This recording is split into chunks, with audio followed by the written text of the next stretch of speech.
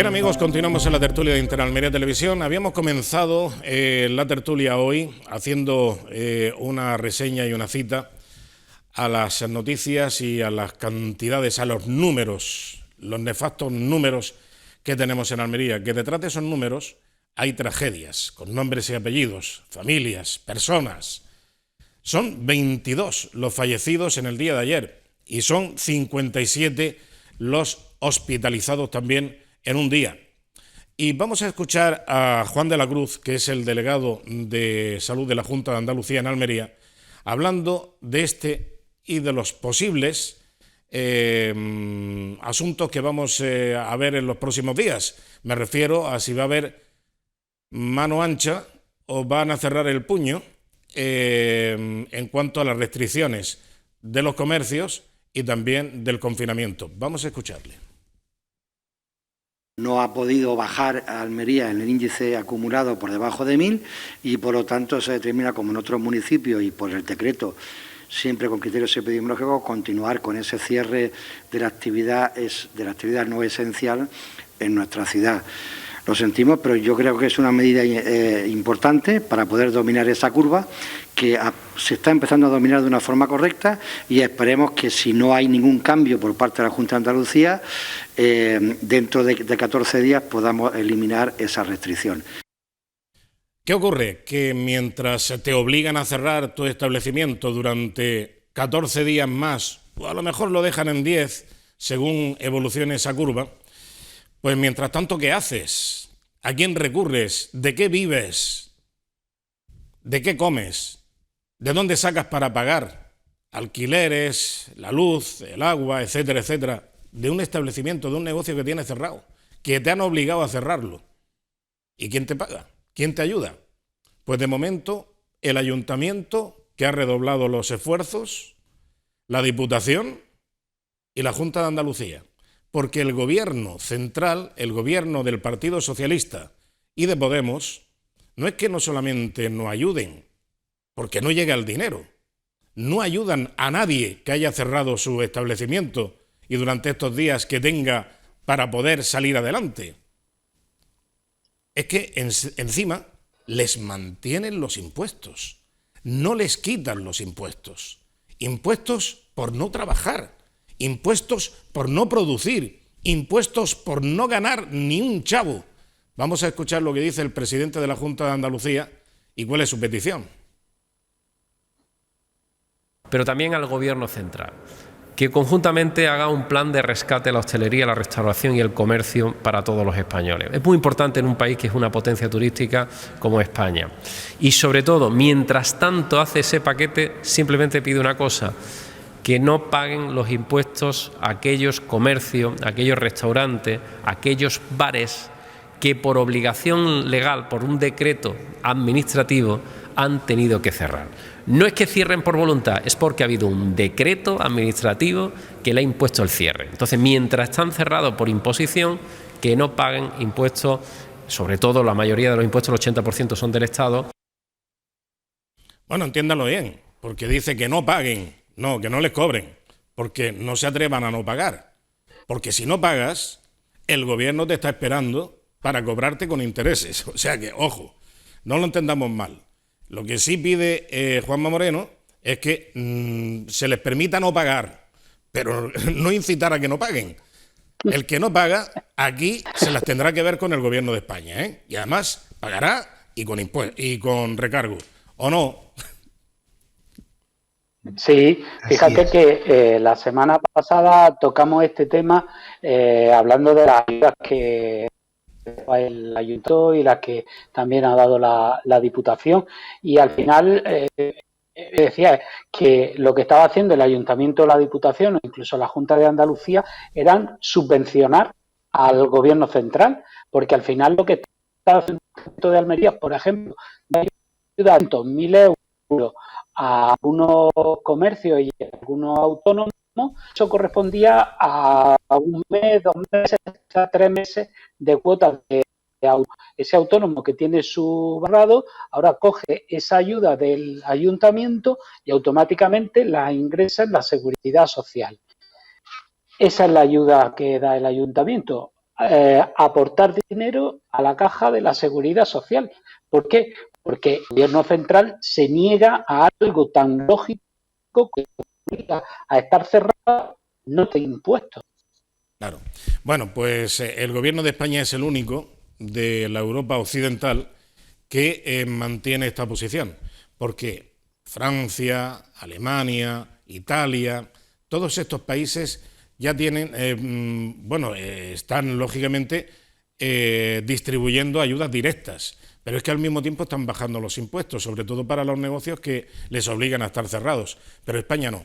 España mantiene los impuestos a los que no producen, a los que no tienen beneficios y a los que lo están pasando mal, para que luego digan que es que resulta que es la derecha y la extrema derecha la que no quiere a los pobres, no les gustan los pobres, como había, sí, rechazo a los pobres y que atacan a la población más necesitada. Pero, esto es lo que dice. Pero Antonio, yo creo que en el fondo Podemos ahí tenía razón. O sea, la izquierda quiere pobre, y cuanto más, mejor, que haya mucho. Sin embargo, parece que los liberales no quieren es que haya pobres, efectivamente, lo que quieren es que la gente tenga dinero y tranquilamente y organizar su propia vida. Claro. Parece a mí que sí, que eso es lo que quiere, pobres, que haya pobres. Cuanto más pobres, mejor le va a la izquierda. Eso, y en los regímenes comunistas, fundamentalmente, comunistas, dictaduras de todo tipo, pues así van las cosas, evidentemente. Y bueno, pues no digamos nada a Pablo Iglesias y a Imelda, a Irene. Claro. Qué malo. Es que se te va un poco la idea. No, es que me estaba acordando de Marcos, de la familia Marcos. Existe cierto paralelismo, evidentemente, ¿eh? Pero bueno, en fin, ¿qué lo vamos a hacer? Jorge. La paradoja es que realmente ellos tienen un lenguaje que es muy práctico, es demócrata, pero si has hecho esto y esto y esto y esto, y eso es antidemocrático. Pero yo soy demócrata. Yo protejo a los pobres, pero realmente durante el tiempo que estoy gobernando yo me enriquezco y tomo las mismas costumbres que yo criticaba cuando estaba en la oposición. Ya que estaba sacando a la concejal de Podemos, en los 20 meses que lleva en el ayuntamiento, ¿cuál ha sido su generación de valor de ese tiempo que lleva en el ayuntamiento? Pues prácticamente nulo. O sea, según me decían hoy, ha presentado como un escrito cada 2 meses. Quiere decir que se está cobrando 3.000 euros al mes. Cada escrito de esos nos ha costado 6.000 euros a los ciudadanos. Son mociones. Sí, las mociones. Y si esas mociones les contamos aquellas que no son de ámbito municipal, que no dejan de ser un brindis al sol, cosa que parece que se ha puesto muy de moda entre ciertas marcas electorales, van al ayuntamiento, presentan por registro, quiero presentar esta moción. Y la moción es, yo me quiero adherir a que sea el mundo yuppie y que bajen querubines y serafines todos los días aquí. Y dice, bueno, ¿y yo cómo lo hago? Él dirá al alcalde del pueblo, ¿no? Pero sí, hemos quedado muy bien porque hemos presentado una moción. Entonces, ¿qué quiere decir? ¿Cuál ha sido su generación de valor? Ha sido absolutamente nulo. Y ahora, la segunda pregunta. ¿Esta persona de dónde viene?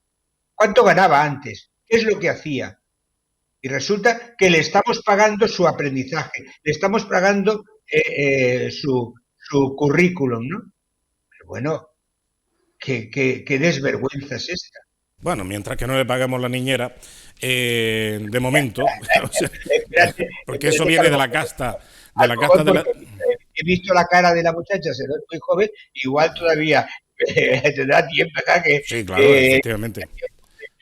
Bueno, en fin, por cierto, que se le ha preguntado hoy al diputado del Partido Popular, Miguel Ángel Castellón, que si sabía algo del Congreso del Partido Popular, porque claro, el Congreso del Partido Popular, el otro día le preguntaron a Gabriel Amat, ¿cómo se ven las perspectivas del Congreso y tal, y no sé qué? Y Gabriel Amat, que habla como Aida, porque habla en tercera persona, del singular, y entonces dice, la sucesión de Gabriel Amat será Gabriel Amat, y habla así, ¿no? Y entonces dice, bueno, pues entonces parece que va a ser un poco soso el Congreso, ¿no? No va a tener ninguna alternativa, ningún posicionamiento que se vea por ahí. Vamos a escuchar lo que decía Miguel Ángel Castellón. Que los congresos provinciales está previsto que se celebrasen durante los meses de marzo o abril, que lógicamente debido a la situación de emergencia sanitaria que vivimos, pues estaban condicionados a eso, que por tanto el formato de los mismos pues iba a estar marcado por las condiciones lógicamente de seguridad y la de, bueno, pues probablemente hubiese que hacerlo de una manera telemática. Creo que en algunos otros congresos provinciales se ha hecho de esa manera. En el resto de España se está haciendo así y creo que en Andalucía ya me consta que se han convocado al menos el de Córdoba y el de Málaga, si no me equivoco. El resto de los otros 6 no tienen fecha todavía, estamos a la espera de que nos digan cuándo será. Bueno, pues parece que no hay mucha emoción. Poco que decir, ¿no?, sobre este asunto, Rafael Martos. Sí, estaba en esa rueda de prensa y la verdad es que tampoco el diputado, mucho más que añadir. La verdad es que si habrá o no habrá sucesión en el Partido Popular en Almería, bueno, pues sería la noticia, porque tanto en un sentido, ¿no?, si Gabriel Amat decide retirarse y ceder paso y que cambie la presidencia del partido, sería noticia, lógicamente, y si decide volver a presentarse y por lo tanto, tal y como son las cosas en el partido, ganar, pues también sería noticia una vez más, ¿no? Sí, claro. Bueno, pero no parece que haya mucha emoción al respecto. Jorge, muchas ganas no. No, muchas ganas y mucha emoción tampoco parece que se espera en este Congreso cuando se celebre, que tampoco hay fecha. Esto es como Fernando Simón con la Semana Santa, que tampoco se conocen las fechas. Jorge Molina, para terminar, muy rápidamente. Bueno, vamos a ver. Yo ahí tengo el corazón partido. Por un lado, entiendo que por el tema biológico quizás va siendo hora de que Gabriel dé paso a otra gente. Pero también, voy a decir, viendo el nivel que hay, Gabriel Amat demuestra que es más político en la esencia, no en lo que ahora se llaman políticos. Es una persona que sabe hablar con humildad, que escucha, y tú sabes que yo he sido muy crítico, como vecino de Aguadulce. Los de Aguadulce estamos en contra de los roqueteros, ¿no? Es decir, pero realmente Gabriel ha demostrado mucha. Y viendo en el pleno de ayer las cosas que se dicen y tal, Dios mío, mientras haya una oposición como la que tiene Gabriel Amat seguirá ganando las elecciones. Muy bien. Bien, bueno, nos vamos a despedir y muchas gracias, Rafael Martos, muchas gracias, Jorge Molina, y nos vamos a despedir con las frases de los distintos grupos políticos en el Ayuntamiento de la capital en una moción que presentaba Vox para rechazar las políticas del gobierno que ahora mismo están protegiendo a los delincuentes que ocupan las viviendas. Y vamos a escucharlo y ustedes determinen en consecuencia qué pueden opinar al respecto. Les recuerdo la votación. La votación fue apoyada por todos los partidos políticos a excepción de Podemos y Partido Socialista Obrero Español.